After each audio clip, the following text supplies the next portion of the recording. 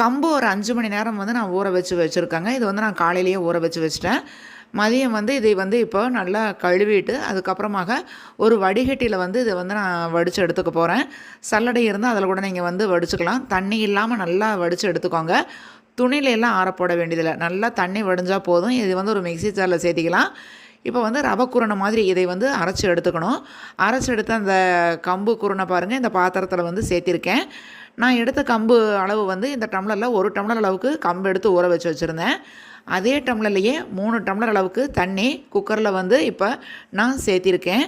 அந்த குக்கரில் தண்ணி சேர்த்தன உடனே அதில் தேவையான அளவுக்கு உப்பு கொஞ்சம் சேர்த்திக்கலாம்.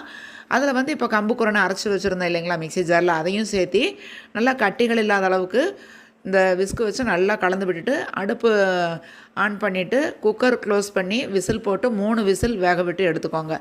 இது வந்து நல்லா சூடு ஆறட்டும். நான் வந்து மதியம் வந்து இது செய்ய ஆரம்பித்தேன். அப்படியே வந்து இதைய குக்கரில் வச்சு எடுத்து ஆஃப் பண்ணி வச்சுருக்கேன். காலையில் வந்து கம்புக்கூழ் செய்யலாம் அப்படிங்கிறதுக்காக. நைட்லேருந்து காலையில் வரைக்கும் நீங்கள் அப்படி வச்சுருந்தாலும் நல்லாயிருக்கும். கம்பங்கூழ் வந்து புளிச்சா தான் நல்லாயிருக்கும். இப்போ பாருங்கள், காலையில் எடுத்து பார்த்தா இந்த அளவுக்கு வந்து நல்லா கெட்டியாக வந்திருக்கு. நான் ஒரு 1/2 டம்ளர் அளவுக்கு தண்ணி சேர்த்திட்டேன். இல்லாட்டி இன்னும் கூட நல்லா கெட்டியாக வரும். கைகளில் தண்ணியை நல்லா நனைச்சிட்டு அதுக்கப்புறமாக எடுத்திங்கன்னா நல்லா கெட்டியாக உருண்டையாக வரும். இப்போ இந்த உருண்டைகள் பாருங்கள் இந்த மாதிரி இருக்குது. இப்போ வந்து இது கம்மஞ்சோறு அப்படின்னு சொல்லிட்டு இதில் குழம்பெல்லாம் நம்ம ஊற்றி சாப்பிட்டோன்னா சூப்பராக இருக்கும். இதைவே வந்து நம்ம கம்மங்கூழுக்கு வந்து கொஞ்சமாக கெட்டி தயிர் வந்து நான் சேர்த்திக்க போகிறேன். கெட்டி தயிர் சேர்த்திக்கிட்டு அது கூடவே இன்னும் கொஞ்சம் உப்பு சேர்த்திக்கலாம். ஏன்னா நம்ம வந்து இப்போ கூழாக சேர்த்துறோம் அப்படிங்கிறப்ப நம்ம ஏற்கனவே சேர்த்துருக்கிற உப்பு பத்தாது. அதனால் கொஞ்சமாக திரும்பவும் உப்பு சேர்த்திக்கிட்டு அந்த கெட்டி தயிர் சேர்த்திருக்கேன். ரொம்ப கெட்டியாக இருக்குது அப்படின்னா கூடவே இன்னும் கொஞ்சம் கூட தண்ணி சேர்த்திக்கலாம். 1 டம்ளர் அளவுக்கு தண்ணி சேர்த்தி நான் நல்லா கலந்து விட்டுருக்கேன் பாருங்கள். கட்டிகளே இல்லை, நல்லா இருக்குது.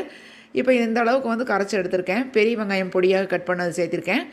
பச்சை மிளகாய் எல்லாம் வந்து நீங்கள் காரத்துக்கு வேணால் சேர்த்திக்கலாம். வெயில் காலங்கிறதுனால பச்சை மிளகாயெல்லாம் நான் சேர்த்துல. மோர் மிளகாயெல்லாம் இதுக்கு வச்சு சாப்பிட்டா நல்லாயிருக்கும்.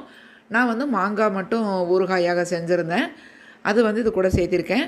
இது வந்து வேறு லெவல் டேஸ்ட்டு. உடம்புக்கு வந்து ரொம்ப ரொம்ப குளிர்ச்சி, அளவில்லாத குளிர்ச்சி. ஒரே நாளில் வந்து உங்களுக்கு உடம்பு வந்து ஹீட்டெல்லாம் குறைஞ்சி குளிர்ச்சி ஆகணும் அப்படின்னா இந்த கம்மங்கூழ் கம்மஞ்சோறு சாப்பிட்டா போதும். வெயில் காலத்தில் கண்டிப்பாக வாரத்தில் டெய்லியுமே காலையில் கம்மங்கூழ் சாப்பிட்டோம் அப்படின்னா அப்படியே உடம்பு குளிர்ச்சி ஆயிரும்.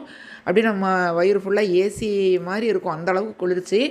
அதே மாதிரி உடல் வெயிட் கம்மியாகணும் அப்படின்னா ரொம்ப நல்லது இந்த கம்மஞ்சோறு கம்மங்கூழ். கண்டிப்பாக ட்ரை பண்ணி பாருங்கள், சூப்பராக இருக்கும்.